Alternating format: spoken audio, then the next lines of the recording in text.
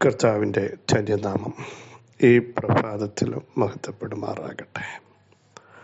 എല്ലാ മാന്യ സഹോദരങ്ങൾക്കും യേശുക്രിസ്തുവിൻ്റെ അനുഗ്രഹീത നാമത്തിൽ ക്രിസ്തീയ വന്ദനത്തെ അറിയിക്കുന്നു.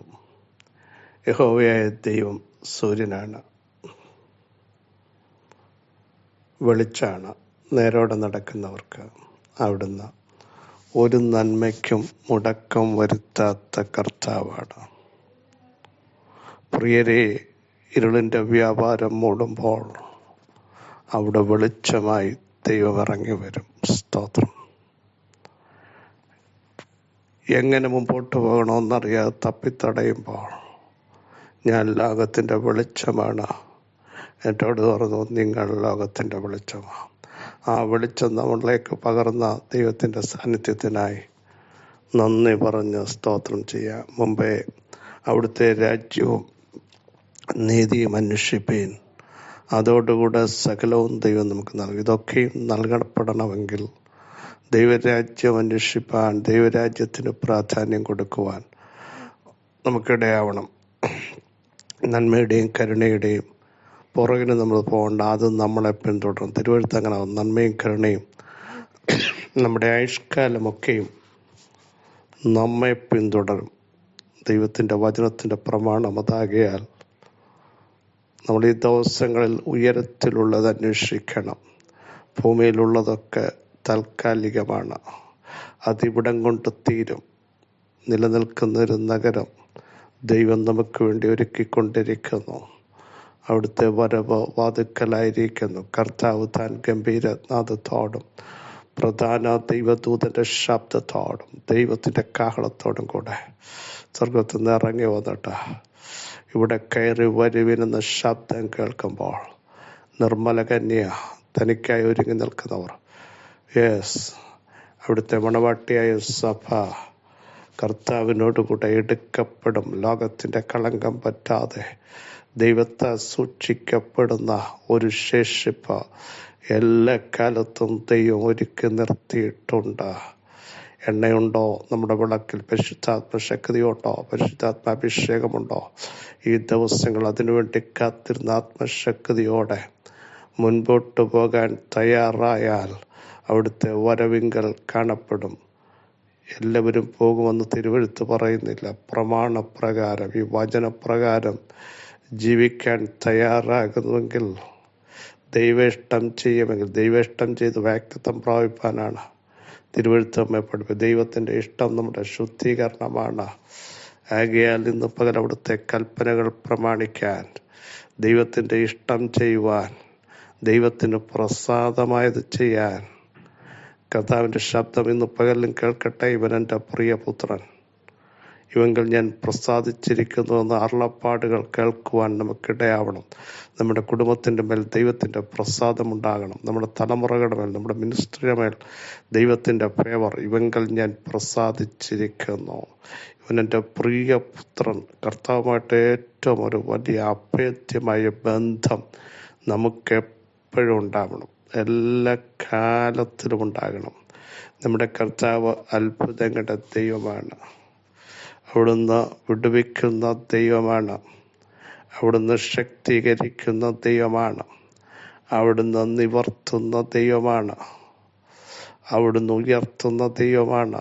പക്ഷേ അവിടുത്തെ ബലമുള്ള കരങ്ങളിൽ താണിരിക്കുവാൻ, ദൈവസന്നിധിയിൽ താഴുവാൻ, മുട്ടുമടക്കുവാൻ, ആത്മാവിൽ ആരാധിക്കുവാൻ നമുക്ക് തയ്യാറാവാം. നമ്മുടെ ദൈവം ജീവനുള്ള ദൈവമാണ്. സകലത്തെയും കാൽ കീഴാക്കിയവനാണ്. അനാദിയായും ശാശ്വതമായ ദൈവമാണ്. അവിടുത്തെ പ്രവൃത്തിയൊന്നും തീർന്നു പോയിട്ടില്ല. സഹായിപ്പാൻ കഴിയാത്ത മനുഷ്യപുത്രനല്ല നമ്മൾ ആശ്രയിക്കുന്നത്. നമ്മുടെ ആശ്രയം ദൈവത്തിലാണ്. ആശ്രയിക്കുന്നവരെ സഹായിക്കുന്ന ദൈവം, അറിയുന്നവരെ നിവർത്തുന്ന ദൈവം ഇന്നും നമ്മോട് കൂടെയുണ്ട്. Praise the Lord. ഹല്ലേലൂയ. ഈ ദൈവത്തിൻ്റെ കരത്തിൻ്റെ വല്ലഭത്വം അനുഭവിച്ചവർ സ്തോത്രം ചെയ്യൂ. ഇന്നലകളിൽ നമുക്ക് വേണ്ടി പ്രവർത്തിച്ച ദൈവത്തിൻ്റെ കരം ഇന്നും എനിക്കും എൻ്റെ കുടുംബത്തിനു വേണ്ടി പ്രവർത്തിക്കുമെന്ന് വിശ്വസിക്കുന്നവർ ആമേൻ പറഞ്ഞ് ഈ സന്ദേശം ഏറ്റെടുക്കാൻ തയ്യാറാകുമെങ്കിൽ ഒരു വലിയ ദൈവപ്രവൃത്തി നിങ്ങളുടെ മേൽ വെളിപ്പെടുത്താൻ അവിടുത്തേക്ക് ഇന്നും പ്രസാദമാണ് എന്ന് ദൈവാത്മാവ് ശക്തമായി ദൂതറിയിക്കുന്നു. യേശുവിൻ്റെ നാമത്തിൻ്റെ ശക്തി വ്യാപരിക്കട്ടെ. യോഹന്നാന്റെ സുവിശേഷം 6-ാം അധ്യായം 20-ാം വാക്യം. ഞാനാകുന്നു, അവൻ അവരോട് ഞാനാകുന്നു, ഭയപ്പെടണ്ട എന്ന് പറഞ്ഞു. Praise the Lord. യേശുവും ശിഷ്യന്മാരും പടക് കയറി കടലിനക്കരെ കഫർന്നഹൂമിലേക്കുള്ള യാത്രയിലാണ്. ഇരുട്ടായി. അപ്പോൾ ശിഷ്യന്മാർ യാത്ര ചെയ്യുകയാണ്. യേശു അവിടേക്ക് വന്നില്ലെന്ന് എഴുതിയിട്ടുണ്ട്. കൊടുങ്കാറ്റടിച്ചു, കടൽ കോപിച്ചു, ഇവരൊറ്റപ്പെട്ടു പോയി. ഇരുട്ടാണ്. അക്കരയ്ക്ക് പോയ ശിഷ്യന്മാർ ഒറ്റപ്പെട്ടു പോയി. യേശു അവിടേക്ക് വന്നില്ല. 1. 2, ഇരുട്ടായി. ഇന്ന് പകൽ ദൈവാത്മാവിന് പറയാനുള്ളത് അടുത്ത ഭാഗം ശ്രദ്ധിക്കൂ. 19-ാം വാക്യം. അവർ 4-5 നാഴിക ദൂരത്തോളം വലിച്ചു ശേഷം യേശു കടൽമേൽ നടന്ന പടകിനോട് സമീപിക്കുന്നത് കണ്ടു പേടിച്ചു.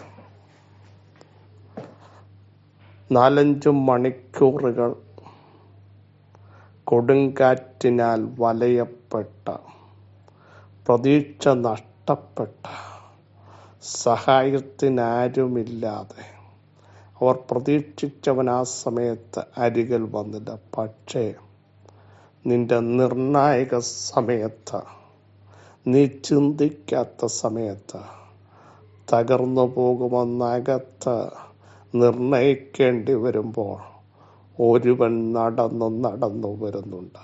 അതും നോക്കൂ, തിരകളെ ചവിട്ടിക്കൊണ്ട് നിന്നെ ഒതുക്കിയ, നിന്നെ ഭ്രമിപ്പിച്ച് യേശു അവരോട് പറഞ്ഞ പ്രസ്താവനയാണ് നമ്മുടെ കുറിവാക്യം. യേശു അവരോട് പേടിക്കണ്ട, കാരണം ഭയത്തെ മാറ്റുന്നവനാ പറയുന്നത്. നിങ്ങളെ ഭയപ്പെടുത്തുന്ന വ്യക്തിത്വങ്ങളാകട്ടെ, ശക്തികളാകട്ടെ, അതിനെ ജയിച്ചവനാ. രോഗമാകട്ടെ, വെല്ലുവിളികളാകട്ടെ, ഒറ്റപ്പെടിയിലാകട്ടെ, ഭയത്തിൻ്റെ വ്യാപാരമാകട്ടെ, അതിനെ ജയിച്ചവൻ ഇന്ന് പകൽ പറയുന്നു, പേടിക്കണ്ട, പേടിക്കണ്ട. നിങ്ങൾ പ്രതീക്ഷിച്ചില്ല ഈ സമയത്ത് അവിടുത്തെ വരവ്, അവിടുത്തെ സാന്നിധ്യം. പ്രതീക്ഷിക്കാത്ത സമയത്ത് 4-ാമത്തിൽ ഇറങ്ങി വരുന്ന ഒരുവനുണ്ട് കേട്ടോ. എല്ലാവരും പറഞ്ഞു ഇവൻ ഒറ്റയ്ക്കായി, ഇവൻ ഒറ്റയ്ക്കാ, തീർന്നു, മുങ്ങും. ഇല്ല, മുക്കുന്നവൻ്റെ ശബ്ദം കേട്ടല്ല നീ ഇറങ്ങുന്ന.